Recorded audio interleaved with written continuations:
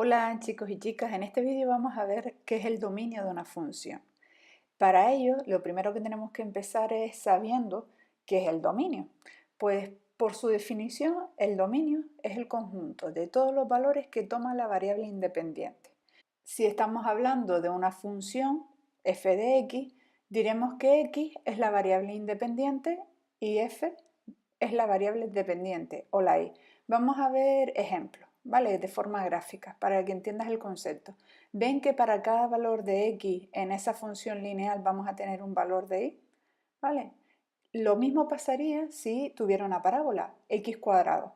X vale 0, y vale 0. X vale 2, y vale 4.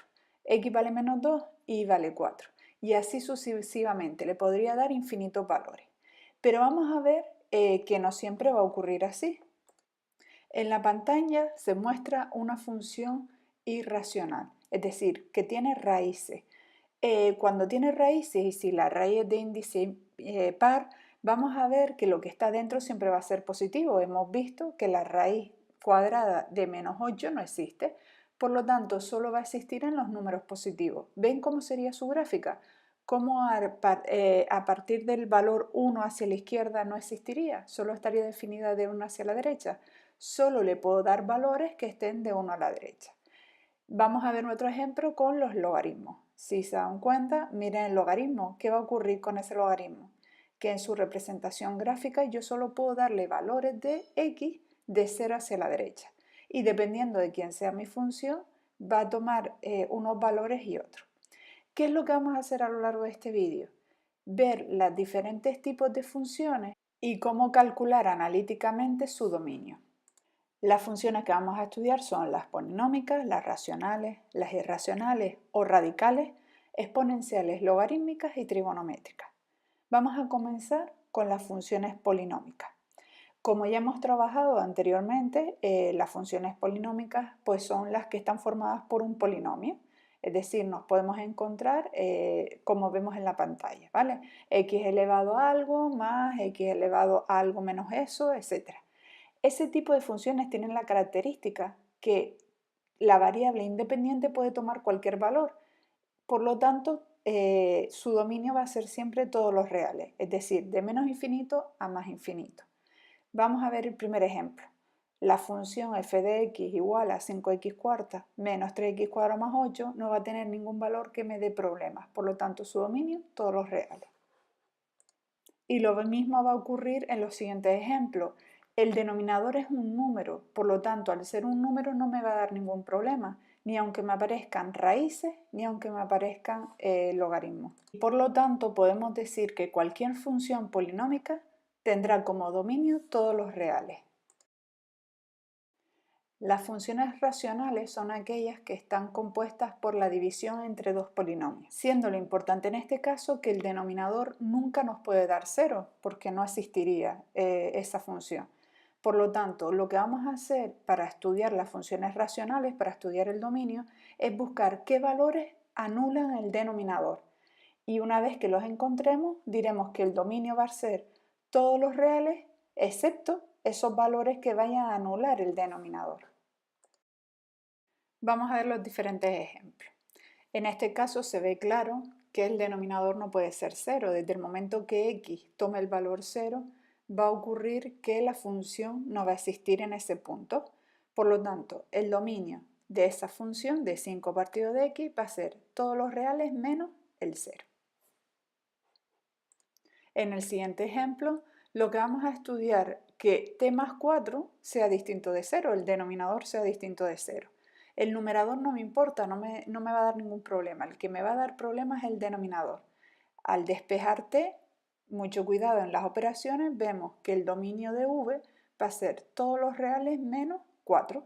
Es decir, esa función no va a poder tomar el valor menos 4.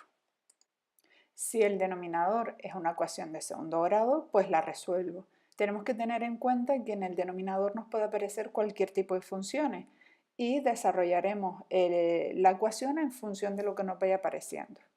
Al ser una ecuación de segundo grado completa, aplicamos la fórmula y vamos a obtener dos valores. Esos valores son los que no puede tomar la x pues me anularían el denominador. Por lo tanto, diremos que el dominio de esa función van a ser todos los reales menos el menos 1 y el 2. Y mucho cuidado que siempre vamos a poner el pequeño primero y después el mayor. Las funciones irracionales tenemos que tener en cuenta quién va a ser el índice de nuestro radical. Porque si el índice es impar, no vamos a tener ningún problema. Es decir, lo que haya dentro del radical no va a depender del índice del radical. Entonces, por lo general, va a ser todos los reales. Si es un polinomio lo que está dentro del radical. Si el índice es par, entonces ahí sí tenemos que tener en cuenta que lo que está dentro tiene que ser mayor o igual que 0. El ejemplo, me aparece un radical. ¿Qué le ocurre? Que el grado es 3, el índice es 3, no el grado. El índice es 3. Por lo tanto, el dominio va a ser directo. Como lo que está dentro es un polinomio, no me va a dar ningún problema. El dominio va a ser todos los reales. Si vemos su representación gráfica, vemos que no va a haber valores en los que la función no exista, sino para cada valor de x voy a tener un valor de y. Pero ¿qué ocurre cuando el índice del radical es par? Pues como vimos anteriormente, lo que tenemos que ver es que lo que esté dentro del radical tiene que ser mayor o igual que 0. Recuerda que la raíz cuadrada de menos 8 no existe, ¿vale? Tienen que ser o 0 o números positivos. Pues lo que vamos a hacer es resolver esta inecuación. La podemos hacer directa, despejando la x, dándonos como resultado que x tiene que ser mayor e igual a un medio. Como vimos en el tema de semirrectas e intervalos, pues diremos que si la x es mayor o igual que un medio, vamos a decir que va a ir desde un medio cerrado hasta más infinito.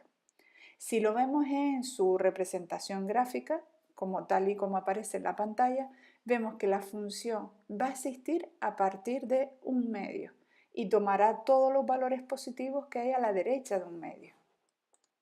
En el caso que lo que haya dentro del radical sea una ecuación de segundo grado, ¿vale?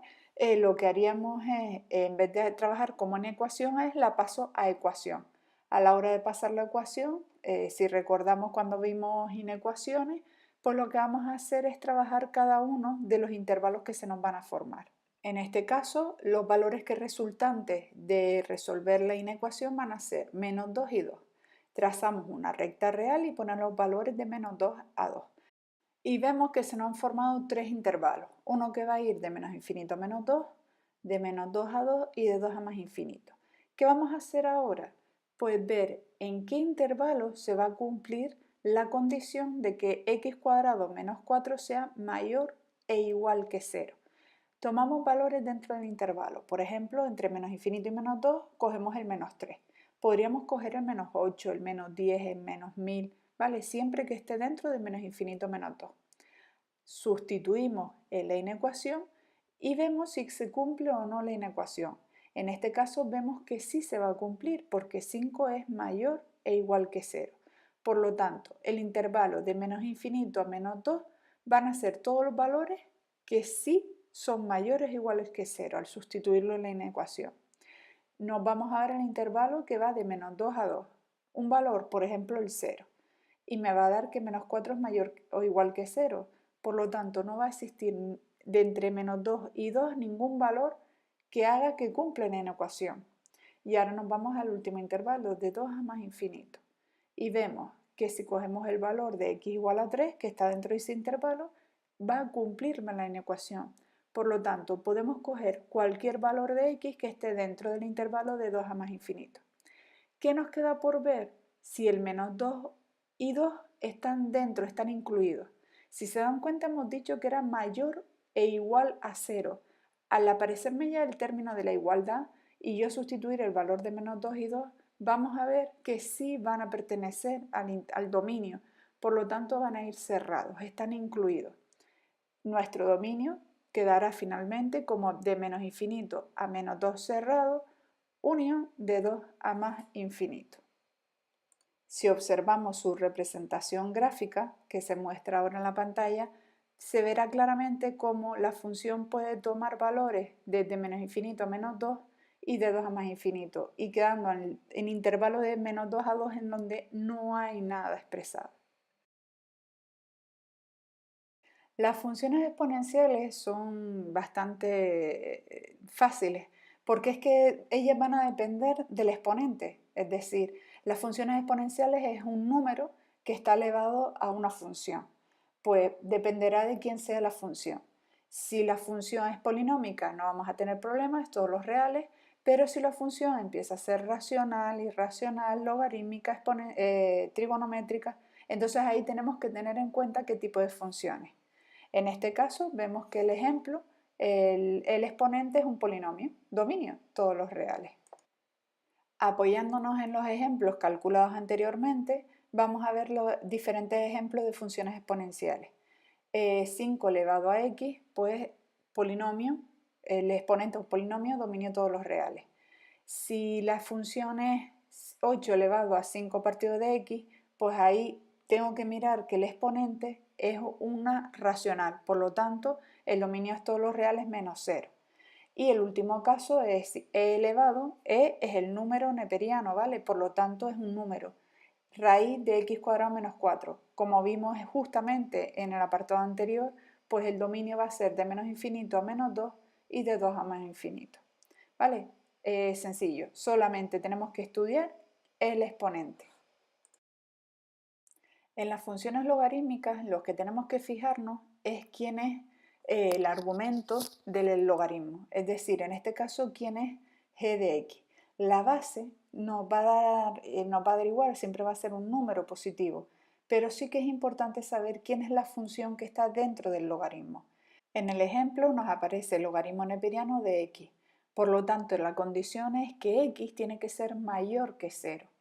Al ser mayor que 0 y no estar incluyendo el 0, pues va a ser de 0 abierto a más infinito. En el segundo ejemplo, lo que vamos a fijarnos es que x menos 3 tiene que ser mayor que 0, tiene que cumplir esa condición. Por lo tanto, despejamos la inecuación, x mayor que 3, y el dominio va a ser de 3 a más infinito. ¿Vale? El 3 no está incluido, por lo tanto es abierto. Y en este último ejemplo vemos que lo que está dentro del logaritmo es 5x partido de x menos 2. Pues por lo tanto, 5x partido de x menos 2 tiene que ser mayor que 0.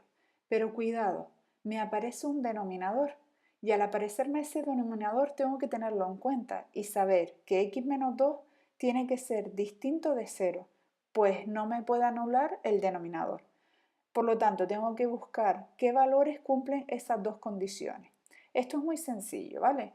En el caso de x menos 2, pues se ve claro que x menos 2 es igual a 0, por lo tanto, ahí el único que me va a dar problemas es x igual a 2. Y en el caso de arriba, pues también hacemos lo mismo, también sencillo. 5x partido de x menos 2 igual a 0. El denominador pasaría al otro lado multiplicando, ¿vale? Recuerda, está dividiendo, pasa multiplicando. Y se nos quedaría 5x igual a 0. Damos la x. Si el 5 está multiplicando, recuerda, dividiendo. 0 partido de 5. Por lo tanto, x igual a 0.